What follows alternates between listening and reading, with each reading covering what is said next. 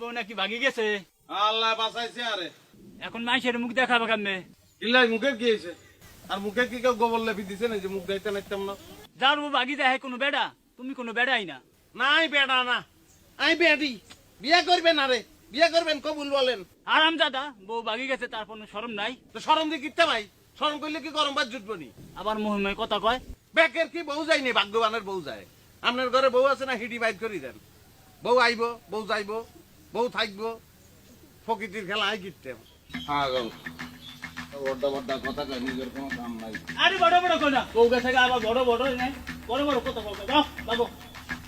এই মুদাস এখন গরু কি গলতে খানা গা? গরুরে খাওয়ান দরকার নাই, তুই ঘাস খা, ঘাস খা। আমারে খাও, তোমারে খাও খাও।